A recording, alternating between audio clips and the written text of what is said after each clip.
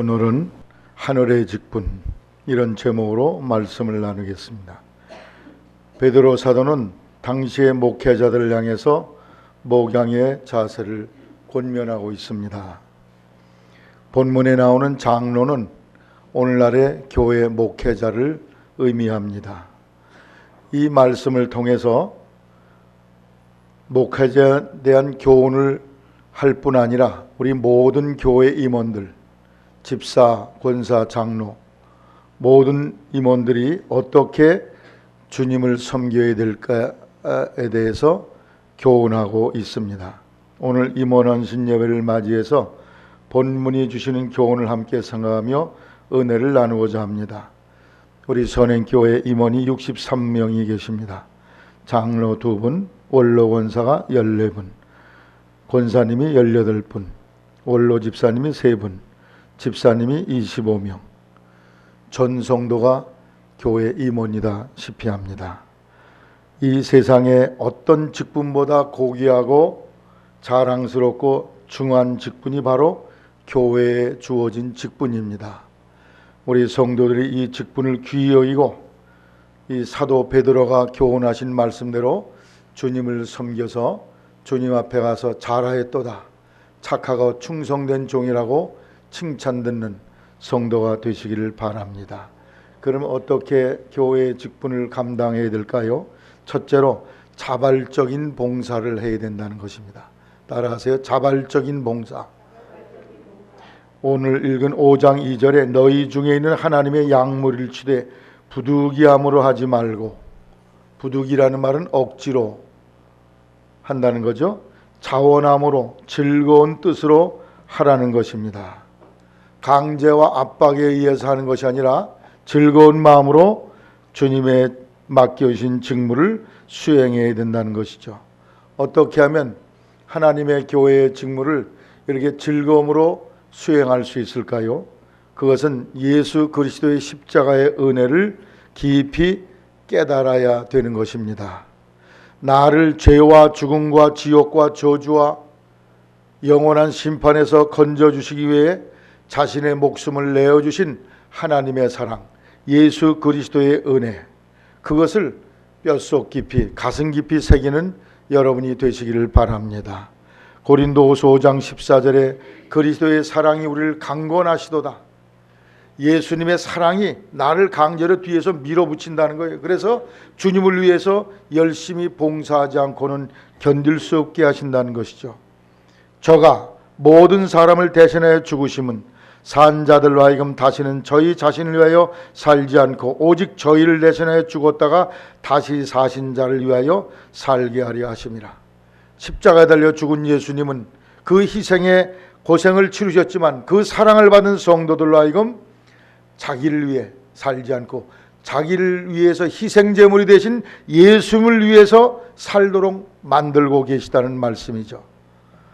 십자가의 죽음이란 얼마나 고통스러운 것입니까? 지옥의 심판을 대신 당하는 것인데 우리가 당할 지옥의 형벌을 뒤집어 쓰고 그 죄값을 뒤집어 쓰고 십자가에서 처형을 당하셨어요. 미국 LA에 가면은 중세기 스페인에서 이 천주교회가 개신교 신앙을 가지고 있던 신자들을 고문했던 도구들, 그 모형이 아니라 실제를 갖다 놓은 그런 박물관이 있는데 거기에 가면 아주 잔인한 그런 고문 도구들이 많습니다. 어떤 것은 믿는 사람을 까꾸로 매달아요. 양다리를 이렇게 매달아 놓고 톱으로 가운데를 잘라 죽여요. 개신교 신앙생활 하겠다고 결심하는 사람을 붙잡아다가 천주교에서 그렇게 잔인하게 죽였어요.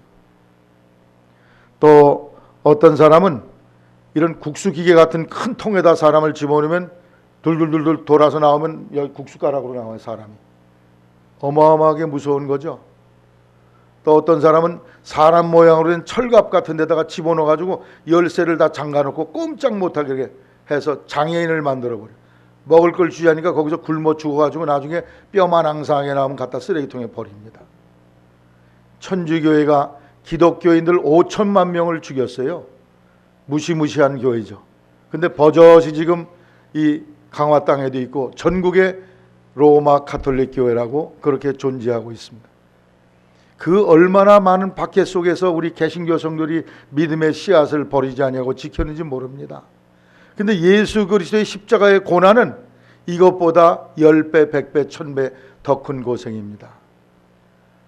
십자가 처형은 당시에 로마에 항거하거나 로마의 황제를 대적하거나 또는 흉악범들에게만 그런 처해졌던 형벌인데, 사람을 십자가에 못 박고 나서 매달 놓습니다. 매달을 때 벌써 손과 발이 다 찢어져요. 거기서 피가 졸졸 흘러가지고 그 사람이 그 고통 속에 스스로 죽게 만드는데, 보통은 3일 정도 매달려서 신음하다가 죽게 된다고 합니다. 좀 가족이 있고 또 뇌물이라도 쓰면은 그때 내려다가 장사 지내게 하지만, 그렇지 않은 사람은 그냥 매달아 놓은 채 놔두면은 독수리가 와서 다 눈을 파먹고 쪼아먹어가지고 비참하게 죽는 아주 세상에서 가장 끔찍한 그러한 처형 방법으로 당시에 쓰였다는 것이죠. 예수님이 바로 그 고통을 당하셨어요. 왜 그 고생을 했습니까? 바로 여기 앉아있는 나의 죄 때문에 그분이 대신 지옥의 형벌과 심판을 받으셨어요. 누구 때문에 당하셨다고요? 여기 있는 나 때문에, 내가 당할 지옥의 형벌을 대신해서 그 예수님이 고통을 당하셨어요. 십자가 달리기 전부터 모진 매를 맞고 피를 흘리고 고통을 겪으셨기 때문에 9시에 못에 달렸는데 오후 3시에 6시간 만에 운명하시게 되는 엄청난 시련과 고난을 겪으셨음을 볼 수가 있습니다. 그 예수님이 왜 이렇게 매를 맞고 십자가에 못 박힘을 당하고 처참한 죽음을 겪으셨습니까? 그것은 내가 당할 하나님을 거역한 죄에 대한 형벌을, 내 죄를 뒤집어 쓰고 그분이 대신 제물이 되어 주시기 위하여 죽으셨던 것입니다. 이것이 바로 하나님의 사랑인 것입니다. 여러분 마음속에 이 그리스도의 십자가를 바라보면서 하나님의 놀라운 사랑, 나를 위해서 죽으시고 희생하신 그 사랑을 가슴 깊이 새기는 여러분이 되게 되시기를 바랍니다. 십자가에 달린 예수 그리스도의 어린 양, 그 예수 그리스도, 죄가 없으신 예수님이 나 때문에 대신 고난을 당하신 그 처참한 고난이 나를 위한 사랑이라는 것을 절감할 때 우리 속에 자원함으로, 즐거움으로, 기쁨으로 자발적으로 하나님을 위해서 봉사할 수 있게 됩니다. 찬양대원 여러분 속에 그 그리스도의 사랑이 충만하기를 바랍니다. 그래서 내가 이 지금을 주셨으니 너무나 감격스럽다, 자발적으로 하시기를 바랍니다. 속회 인도하시는 분, 속회를 위해서 봉사하는 속장님들, 주방을 위해 봉사하는 분들, 또 운전자라 봉사하는 분들, 또 주일학교 교사라 하는 분들, 모든 분들 마음속에 예수 그리스도의 십자가의 사랑이 가슴속에 솟구쳐 나오게 되시기를 바랍니다. 그 은혜에 대한 감사와 감격이 있어야 억지로 하질 않아요. 교회를 하면서 또 나 찬양대 해야 돼, 나 또 주일학교 해야 돼, 나 또 주방 봉사해야 돼, 이러한 모습을 많이 보게 됩니다. 그런 분들은 잠깐 그냥 쉬었으면 좋겠어요. 그 마음속에 그리스도의 은혜와 생명이 충만해서 즐거움으로 자발적으로 내가 그 일을 할 준비가 될 때까지 그냥 옆에 서 계시면 좋겠습니다. 왜냐? 그렇게 기쁘지 아니한 억지로 하게 되면 본인이 시험을 들어요. 본인이 시험을 들어. 그리고 옆에서 보는 사람도 은혜가 되질 않습니다. 바라옵기는 우리 교회 모든 임원들, 전성들 마음속에 이 그리스도의 십자가의 사랑의 능력이 충만하게 되기를 주님의 이름으로 부탁을 드립니다. 에베소 3장 16절 말씀에 그 영광의 풍성을 따라 그의 성령으로 말미암아 너희 속사람을 능력으로 강건하게 하옵시며 사랑 가운데서 뿌리가 박히고 터가 굳어져서 능히 모든 성도와 함께 지식에 넘치는 그리스도의 사랑을 알아 그 넓이와 길이와 높이와 깊이가 어떠한 것을 깨달아 알아서 하나님의 영광을 드러내라고 말씀을 하고 있습니다. 그 예수님의 사랑의 길이가 얼마나 길까요? 그 깊이가 얼마나 깊을까요? 그 높이가 얼마나 높을까요? 그 넓이가 얼마나 넓을까요? 그 주님의 사랑을 깨닫는 것에 정비례해서 우리가 주님을 위해서 봉사할 수 있습니다. 십자가에 달려 죽으시면서 나를 지옥의 형벌에서 심판에서 건져주셨다는 이 놀라운 사랑의 감격에서 여러분이 주님을 받들어 하나님께 영광을 돌려드리게 되시기를 바랍니다. 미국의 어떤 목사님이 교회 목회를 하면서 농장을 경영하는 사람 집에 거기서 하숙을 하게 되셨어요. 부인은 예수를 잘 믿는 분인데 남편이 믿질 않습니다. 어느 날 이 농장 주인이 목사님을 불렀어요. 목사님, 빨리 나와보세요. 우리 닭장에 가보세요. 너무 놀라운 게 있습니다. 가봤더니 암탉이 이렇게 병아리를 품고 있는 거예요. 근데 꼿꼿이 앉아 있어요. 근데 그 날개 밑에서, 날개 축지 밑에서 병아리가 들락거리고 있어요. 목사님, 저 암탉 머리 한번 건드려 보세요. 툭 건드렸더니 쓰러져 버려요. 어젯밤에 쪽제비가 와서 저 병아리와 그 닭을 다 잡아먹으려고 했습니다. 그런데 이 암탉이 병아리가 죽을까봐 자기 날개 축지 아래 다 병아리를 품고 자기 머리에 저 물린 자리를 보십시오. 저기 피를 다 빨려 나갔는데도 고스란히 그 앉은 채로 죽었습니다. 너무나 놀라운 장면이었는데 목사님이 그 이야기를 듣고 맞습니다. 바로 예수님이 저 닭과 같은 모습으로 죽으셨습니다. 바로 이 병아리와 같은 우리 인생들, 당신과 나를 위해서 예수님이 십자가에 못 박혀 처참한 고난을 당하시며 아무도 원망하지 않냐고 차원에서 십자가의 고난을 당하셨는데, 그것이 바로 하나님의 구원의 메시지요, 하나님의 사랑입니다. 그 예수님을 믿으셔야 됩니다. 그때 그가 그 쪽제비에게 물려 죽은 그 어미닭을 보여주더니 자기가 그 말씀을 듣고 예수 믿겠다고 그러는 거예요. 할렐루야. 여러분, 정말 예수님은 우리를 구원하기 위해서 자기의 목숨을 초계같이 버리신 그런 분이신데, 그것이 그리스도의 사랑인 것입니다. 여러분에게 누가 매달 100만 원씩 용돈을 준다 그러면 너무 감사할 거예요. 집도 절도 없는 사람에게 세경 아파트 한 채를 공짜로 주었다. 평생 당신 이름으로 해놓고 마음대로 사십시오. 평생 은혜를 잊지 못할 거예요. 그러나 예수님은 아파트 한 채 주신 정도가 아니야. 영원한 지옥 불태미에 떨어질 우리를 건지셔서 영원한 천국, 다시는 죽음이 없고 이별이 없고 눈물이 없고 슬픔이 없고 고통이 없는 그 영생 복락을 우리를 위해 예비하셨는데, 이 사랑과 은혜는 세상의 어떤 것과도 비교가 되지 않는 은혜요 사랑인 줄로 믿습니다. 이 세상의 삶, 짧고 짧은 삶입니다. 많이 살려고, 오래 살려고 보약 먹고 애를 써도 100년, 120년이 영원히 사는 인생이 없어. 그러나 죽음의 문을 넘어서 영원한 세계, 영원히 사는 복을 우리를 위해 주셨는데, 그걸 위해서 그분이 스스로 내 죄를 뒤집어 쓰고 십자가에 처형을 당하셨는데, 그 은혜와 사랑이 얼마나 감격스럽습니까? 오늘 여러분의 가슴 속에 이 사랑 때문에 감격함이 넘쳐나게 되기를 바랍니다. 그래서 이것 때문에 주님을 위해 봉사해요. 이것 때문에 찬양대하고, 이것 때문에 주일학 교사, 이것 때문에 운전하고, 이것 때문에 주방 봉사하고, 이것 때문에 물질로도 봉사하는 여러분이 되시길 바랍니다.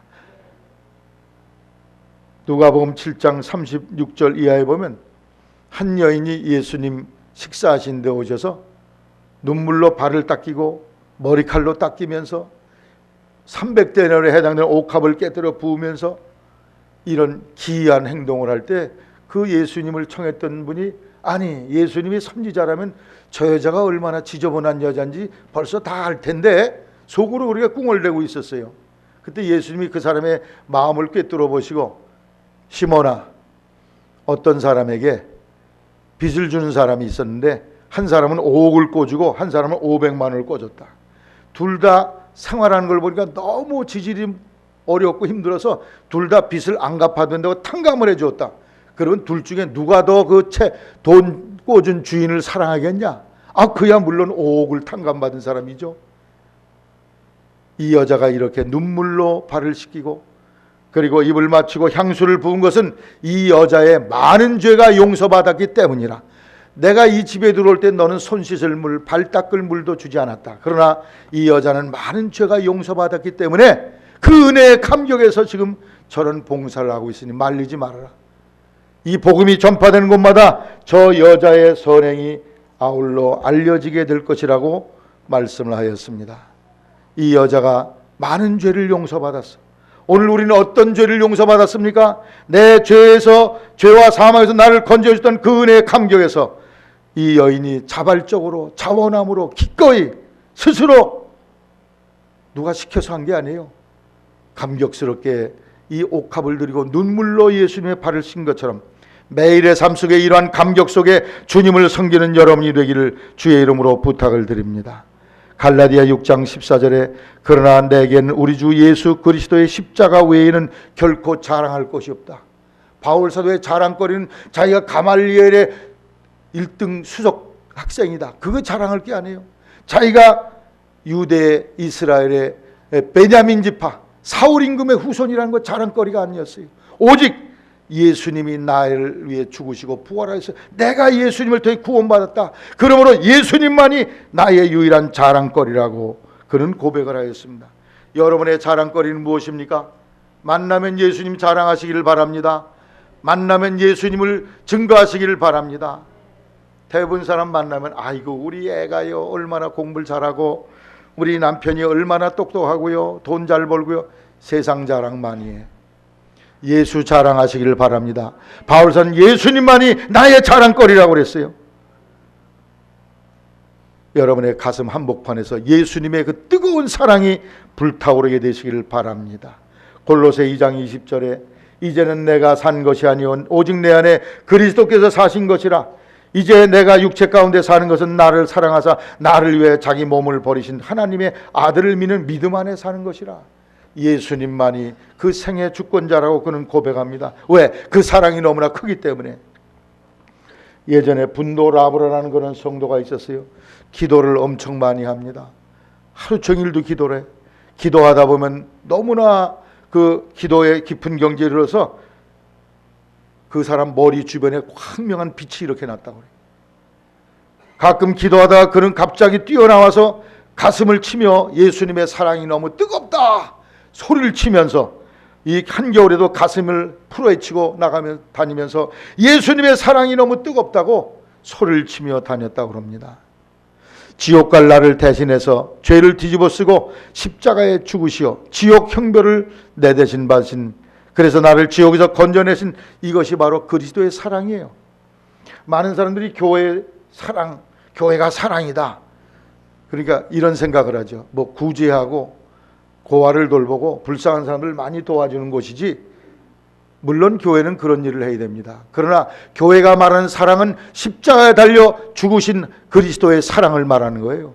그 십자가의 사랑을 깨닫는 사람이 될 때 그 영혼이 구원받게 되는 것이고, 그 사랑을 깨달은 사람이 즐거움으로 주님을 위해 봉사하게 된다. 그런 말씀입니다. 요한복음 마지막 장에 보면 예수님이 베드로에게 시몬의 아들 베드로야, 내가 이 사람들보다 나를 더 사랑하느냐? 예, 제가 주님을 사랑합니다. 그럼 내 어린 양을 먹여라. 3번이나 물으셨어요. 왜 그랬을까요? 예수 그리스도의 사랑에 붙들림 받아야지만 주님을 섬길 수 있다는 중요한 교훈의 메시지인 줄로 믿습니다. 오늘 읽은 말씀대로 부득이함으로 하지 않으려면, 즐거움으로 하려면, 기쁨으로 하려면 주님의 사랑에 심취하고 그 사랑에 도취하고 거기에 완전히 미쳐버리는 여러분이 되시기를 바랍니다. 그래서 그 속에서 생명을 얻고 그것 때문에 기쁨으로 안 할 수가 없어, 견딜 수가 없는 마음으로 헌신봉사하기를 주의 이름으로 부탁을 드립니다. 둘째로 찬사를 초월한 봉사를 해야 돼요. 따라하세요. 찬사를 초월하자. 여기 성경에는 더러운 일을 위하여 하지 말고 더러운 이익이라고 그랬어요. 더럽다. 이익이란 말에 더럽다 그랬어요. 이 더럽다는 표현은 뭐냐? 인간적인 계산을 하고 일하지 말라는 거예요. 인간적인 계산이라는 건 뭡니까? 이 일을 하면 나를 인정해 주겠지, 나를 알아주겠지, 또는 자기를 이렇게 드러내고자 하는 그런 마음을 갖지 말라는 거예요. 그런 마음을 가는 게 더럽다는 거예요. 그 자체가 더럽다는 거예요. 그래서 생색낸다는 말이 있죠. 생색낸다는 건 뭐냐? 남에게 무엇을 베푼 일에 대하여 스스로 자랑하며 드러내 보인다. 우리가 주님을 위해서 봉사하고도 생색내지 않게 되시기를 바랍니다. 생색내고 그냥 스포트라이트를 받는 그런 자리는 많은 사람이 나서기를 원해요. 그러나 이름 없이 자기 이름이 드러나지 않는 데는 사람들이 발걸음이 끊어집니다. 베드로전서 4장 7절에 누가 만일 봉사하려면 하나님의 공급하신 힘으로 하는 것 같이 하라. 그래야 하나님의 영광이 드러난다는 거예요. 내 힘으로 하는 게 아니라 하나님이 공급하신 힘으로, 따라서 하나님이 공급하시는 힘으로 그렇게 봉사해야 된다는 거예요. 내 힘으로 하면 자기 자랑을 자꾸 하게 되고 나를 자꾸 드러내게 된다는 거예요. 그런데 주님이 주셔서 한다 그러면은 나를 자랑할 게 없다는 거예요. 왜? 주신 분이 그분이기 때문에 그분께만 우리가 영광을 돌려드리게 된다는 것이죠. 하나님이 물질을 여러분에게 주셨습니까? 주님이 주신 것으로 내가 드린다고 여기시기를 바랍니다. 하나님이 재능을 주셨습니까? 그 하나님이 주신 것을 가지고 내가 주님께 봉사한다고 여기시기를 바랍니다. 그래야 자기 자랑이나 사람의 찬사를 요구하지 않는 진실하고 깨끗하고 순결한 봉사를 들 수 있다는 거예요. 그래서 누가복음 17장 10절 말씀에 이런 모든 일을 행한 뒤에 우리는 말하기를, 따라하세요. 우리는 무익한 종이라 마땅히 해야 할 것을 한 것뿐입니다. 주님이 주셔서 했는데, 주님이 돈 벌게 능력 주셔서, 물질 주셔서 이렇게 봉사했는데, 주님이 재능 주셔서 이렇게 봉사했는데 제가 자랑할 게 뭐가 있습니까? 저는 무익한 종입니다. 마땅히 해야 할 것을 한 것뿐입니다. 자기를 낮춰야 된다는 그런 말씀입니다. 알아주시는 분은 딱 한 분 계세요. 하나님이 알아주셔야 돼. 하나님이 알아주시고 그거 사진 찍어 놓으시고 생각까지 기억하셔서 장차 하나님 나라 갈 때 여러분의 상급을 준비하시고 땅에서 그에 상응하는 하나님의 복을 내리셔야 될 줄로 믿습니다. 사람이 알아주는 건 아무 소용이 없어요. 목사가 알아주는 데는 무슨 소용이 있습니까? 저 위에 계신 어르신이 알으셔야지. 그분이 알아야 그게 축복을 내리시고 상을 내리지 않겠습니까? 예수님과 늘 각을 세우고 다투던 이들이 있어요. 그 사람들은 바리새인과 사두개인들입니다. 아주 면돌카처럼 세워서 그냥 늘 적대 관계가 있었는데 예수님이 바리새인들의 모습, 신앙생활 모습을 이렇게 설명했어요. 당시에 바리새인 사두개인들은 제일 열심히 하나님 믿는다고 자찬하던 사람들인데, 마태복음 6장 1절에 사람에게 보이려고 그들 앞에서 너희 의를 행치 않도록 주의하라. 그렇지 않으면 하늘에 계신 너희 아버지께서 상을 얻지 못하느니라. 그러므로 구제할 때 외식하는 자가 사람에게 영광을 얻으려고 회당과 거리에서 하는 것 같이 너희 앞에 나팔을 불지 말라. 진실로 너희에게 이르노니 저희는 자기 상을 이미 받았느니라. 너는 구제할 때 오른손에 하는 것을 왼손이 모르게 하여 내 구제함이 은밀하게 하라. 은밀한 중에 보시는 너희 아버지가 갚으시리라. 아멘. 이 바리새인들은 사람에게 보이려고 내가 요번에 저 남문 앞에 거지가 앉아있는데 이번에 지나가다가 내가 10,000원 동정을 하고 왔습니다. 그렇게 나팔을 분다는 거예요. 이 사람들은. 왜? 저 바리새인 좀 봐. 엄청난 봉사를 했네. 이런 사람의 칭찬과 사람의 영광을 받으려는 욕심에서 그런 엉뚱한 일을 한다는 거죠. 그렇게 되면 그게 다 소용없게 된다는 거예요. 이미 사람들이 칭찬을 받아서 그게 하늘의 상이 안 된다는 거예요. 사람들이 모르게 해야 하나님이 은밀한 중에 갚아주신다는 거예요. 기도할 때도 바리새인들은 사람에게 보이려고 회당과 큰 거리 어귀에 서서 기도했다고 그랬어요. 종로약국 앞 사거리에서 저 선행교회 나무개 좀 봐. 기도했네. 이런 걸 드러내려고 그 사람들이 길거리에서 기도를 했다는 거예요. 근데 예수님은 은밀한 중에 골방에 들어가서 기도하라는 거예요. 골방에 기도하는 걸 하나님 보시고 그 기도에 응답한다. 그런 말씀입니다. 세상에 두 종류의 봉사가 있어요. 하나님은 사람을 의식하고 사람에게서 칭찬받고 인정받고 높아지고 사람에게 보이려고 하는 봉사. 이것이 바로 더러운 이익이라는 말씀의 의미인 것입니다. 또 하나는 하나님을 바라보고 은밀한 가운데 하는 봉사인 것입니다. 어떤 회사에서 홍수가 났는데 수저의연금을 신문사에 갖다 이렇게 기탁을 하는데 그 비서가 돈을 갖다 내면서 우리 회사 사장님 얼굴 좀 크게 거기다 좀 내주세요. 그랬더니 그 신문사에서 액수가 너무 미흡한데요. 그 얼굴이 나올 정도면 어느 정도의 그 기탁금을 내셔야 됩니다. 그랬더니 회사에 돌아갔다가 다시 와서 이렇게 요청했다는 거예요. 그러면 그 낸 거 다시 되돌려 주세요. 지금 이 사람 불쌍한 수재당한 사람들 불쌍히 여기고 안타까운 마음으로 기증한 게 아니요. 사장님 얼굴 내려고 한 거지. 오늘 하나님 앞에도 이러한 부정한 더러운 이익과 같은 그런 봉사하는 사람들이 혹여 있다는 것입니다. 그래서 은밀한 중에 해야 된다는 거예요. 여러분 선한 사마리아 사람의 비유를 보십시오. 선한 사마리아 사람 여행 중에 강도 만난 사람을 보고서 그 사람을 무조건 불쌍히 여겨서 가서 그를 돌봐줬다고 그래서 자기 말에 태우고 자기는 걸어가고, 그리고 여관에 가서 치료비를 다 대주고 여관비 대주고 치료비 대주고 돌아올 때 돈이 더 들면 더 주겠다 그랬어요. 이 사람이 어떤 인간적인 계산을 하고 한 것이 아니에요.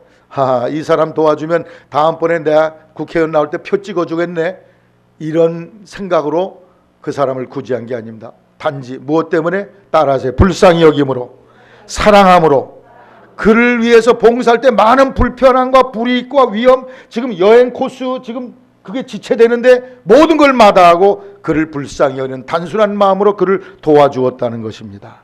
오늘 우리의 마음속에 이러한 순수한 사랑의 마음으로 주님을 위해 봉사하게 되시기를 바랍니다. 제가 우리 교회에 계시다가 인천으로 가신 김경옥이라는 집사님을 기억합니다. 이분이 교회 주방 관리를 맡았는데 이분은 얼마나 충성을 하는지 몰라. 그리고 교회 모든 빈 것이 언제든지 빈자리가 없어. 주방 식사 준비하는 분들이 뭘 찾으면 나한테 우리 집에 찾아온 적이 없어. 다 일일이 늘 와서 점검을 하고 그걸 채워 놓으시는데 말이 없어. 소리가 안 나. 불평이 없어요. 교회 일하면서 투덜거리면 은혜가 되지 않습니다. 자신에게나 주변 사람들에게 은혜가 되지 거 덕이 되질 않아요. 그 사람은 전혀 공치사한 적이 없어. 자기를 드러내지 않았지만 완벽하게 일을 처리하다가 인천을 가신데 다시 강화로 이사 오셨으면 좋겠다는 마음이 내 마음속에 있습니다. 은밀한 봉사, 거기에 하나님이 복을 더하신 줄로 믿으시기를 바랍니다. 은밀한 중에 보신 너희 아버지가 갚으신다고 그랬어요. 몸도 좋지 않고 배운 학벌도 가방끈도 짧고, 그리고 어느 모로 봐도 자랑할 것이 없는 한 성도가 있는데 그분은 어마어마한 경제적인 부를 누리고 살고 있어요. 그분이 이런 고백을 했어요. 내가 오늘 이렇게 잘 사는 것은 내가 옛날 시골서 촌에서 믿음 생활할 때 그저 내 나름대로는 최선을 다해 주님을 위해 봉사했던 것, 그것이 씨앗이 돼서 나를 복되게 한 것이다. 그런 고백을 합니다. 어느 날 이분이 매일 새벽마다 기도하고 저녁에도 나가서 기도하는 작정을 하고 기도하는데 어느 날인가 날벼락을 치더라고요. 천둥번개가 치면서 소나기가 쏟아지고 난리야. 마음속엔 아이고 오늘 좀 쉬었으면 좋겠다, 그런 마음의 유혹이 오는데 그래도 끝까지 갔어요. 예배당에 가서 혼자 무릎을 꿇고 기도하는데 갑자기 비가 너무 많이 쏟아지고, 이 옛날 예배당 뭐 이렇게 잘 지었습니까? 그냥 기와장 그릇 밑으로 물이 새가지고 천장 덮어둔 그 기와장과 거기 덮었던 흙이 그냥 뚝 떨어진 거예요, 바닥으로. 아무도 없어. 그걸 치울 사람이 아무도 없어.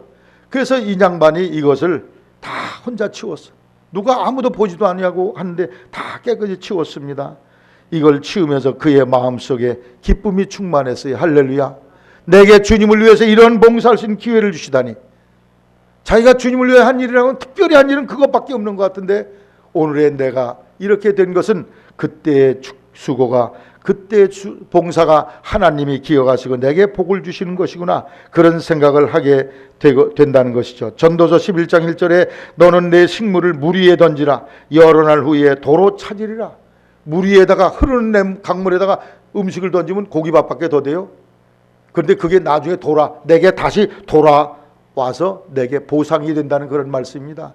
여러분이 이름 없이 사람의 인정과 칭찬을 받지 못해, 인정도 못 받아, 그런 봉사를 할지도 여러분이 충성되게 봉사하면 그것이 반드시 여러분에게 축복의 열매로 온다는 사실을 확실히 믿게 되시기를 바랍니다.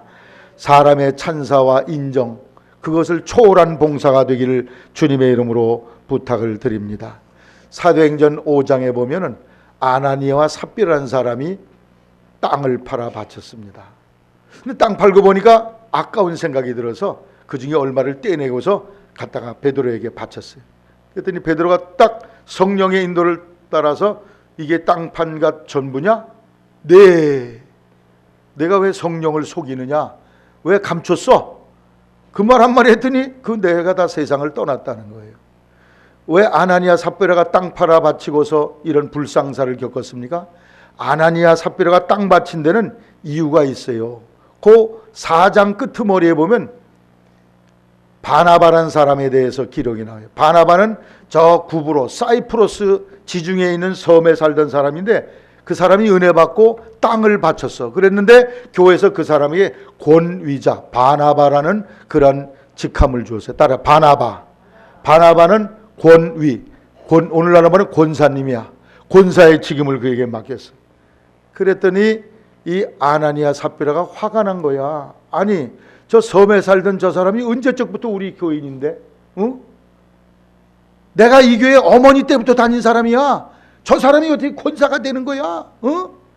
안 되겠어. 나도 그럼 저 사람처럼 땅 좀 바쳐서 권사직 좀 받아야 되겠네.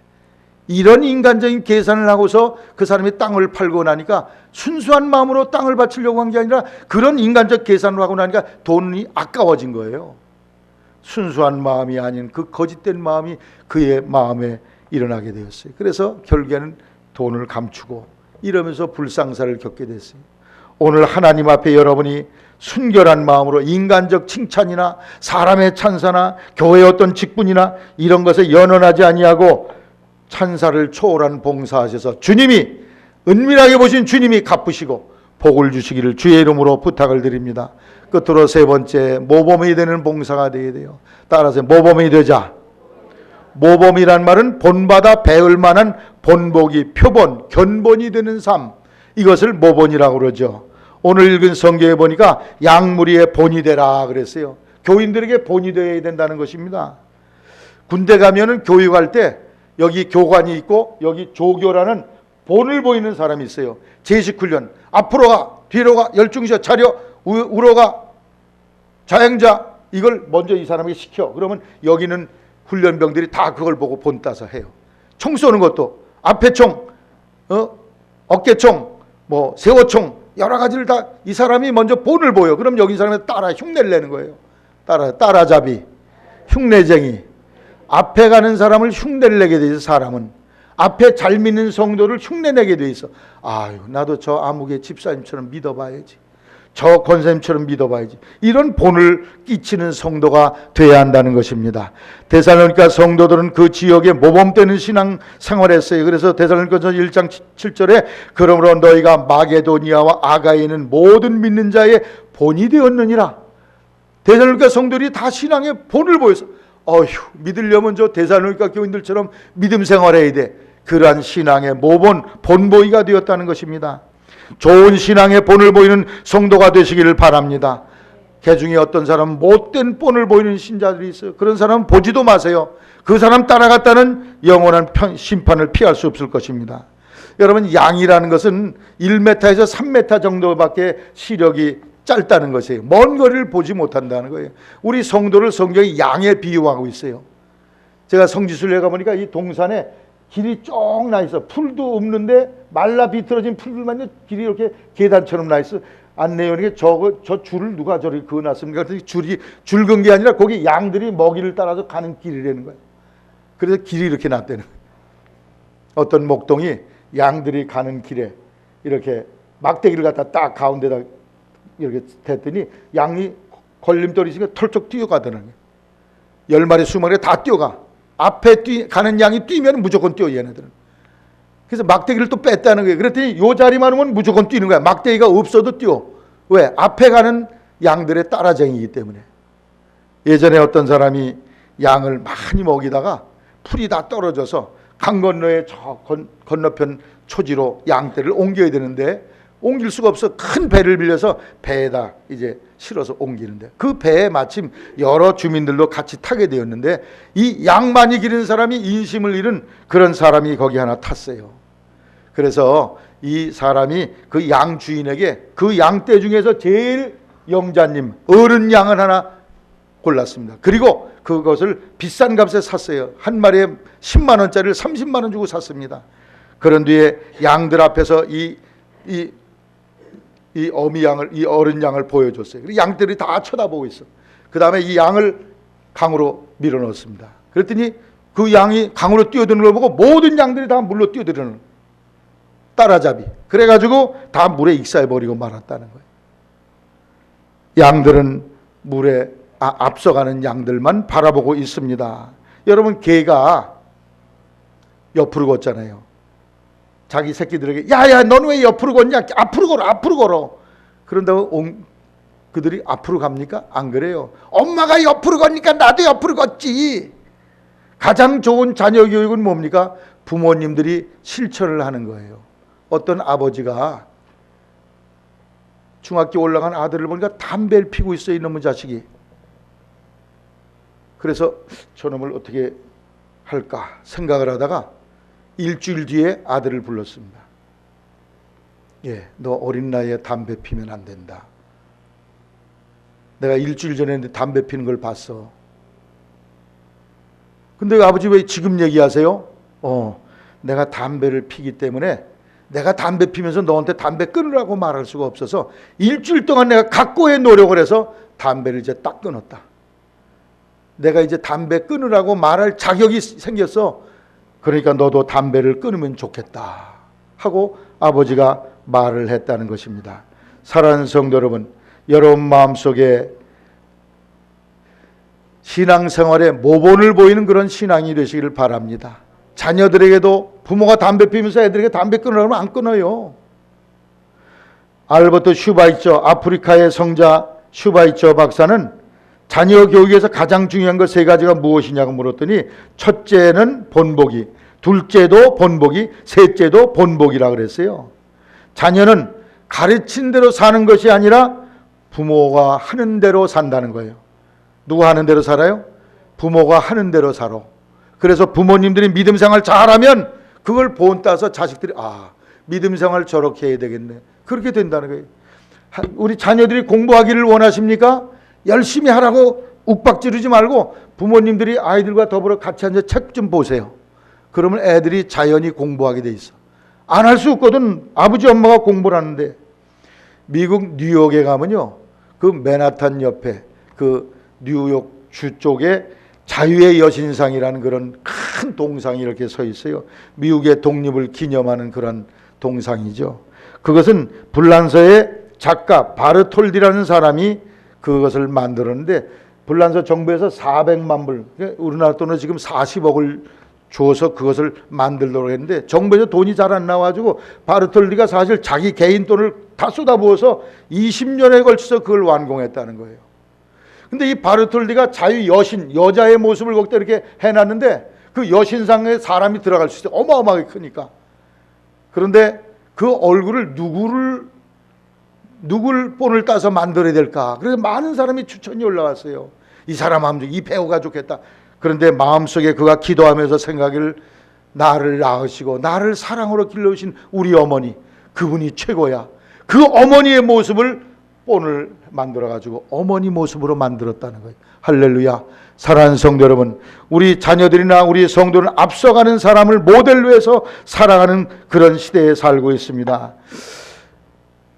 노블리스 오블리제라는 그런 용어가 있는데 이 말은 뭐냐, 노블리스, 노블, 고상하고 귀한 사람들, 귀족이나 국회의원이나 장관 이런 사람을 고귀한 사람이라고 그러죠. 노블리스. 오블리제라는 말은 의무를 담당한다, 그런 뜻이에요.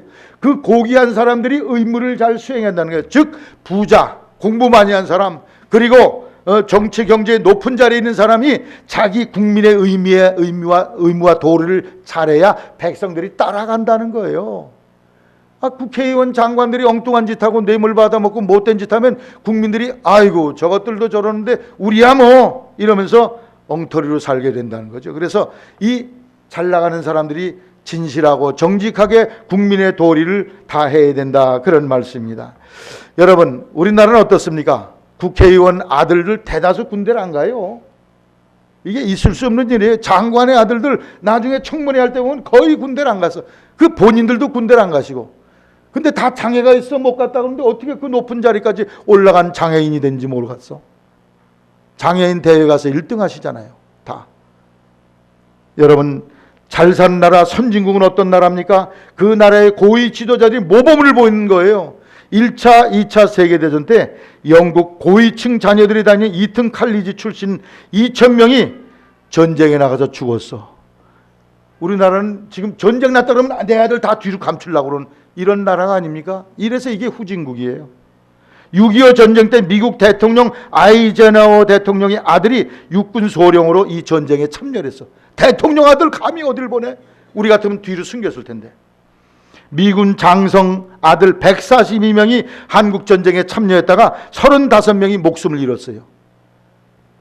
사회의 지도층 사람들이 먼저 앞서서 사회봉사와 헌신과 이런 일을 한다는 거죠. 이것이 노블리스 오블리제라는 것인데 우리 사회에도 이것이 응용이 되고 실현이 돼야 될 줄로 생각합니다. 그래야 우리나라가 잘 살고 복된 나라 선진국이 될 줄로 생각합니다. 우리 믿음의 본을 보여야 돼. 사회 지도자가 본을 보여야 되는 것처럼 우리 성도들도 본을 보여서 앞에 뒤에 오는 성들이 아이고 저 사람처럼 믿음 생활해야 돼. 그런 고백이 나오는 성도가 되기를 바랍니다. 예수님도 최후의 만찬을 하시면서 제자들의 발을 씻겨주면서 내가 선생인 내가 너희들의 발을 씻기는 너희들도 서로 발을 씻기고 섬기는 삶을 살라. 내가 너희에게 본을 보였느니 너희도 그렇게 하라고 말씀을 하셨습니다. 사랑하는 성도 여러분, 우리의 섬김과 봉사가 다른 사람들에게 본이 되는 그런 성도가 되시기를 주님의 이름으로 부탁을 드립니다. 그래서 저 사람처럼 믿어야 돼. 저 집사님처럼 신앙생활해야 되겠어. 이런 감화를 끼치게 되기를 주의 이름으로 당부를 드립니다. 오늘 하나님이 우리에게 세상에 어떤 직분보다도 귀한 하늘의 직분을 맡기셨는데 여러분이 자발적으로 봉사하시고 은혜의 감격에서 자발적 봉사하시고 사람의 찬사를 초월한 봉사를 하시고 모범이 되는 봉사자가 되기를 주의 이름으로 축원합니다.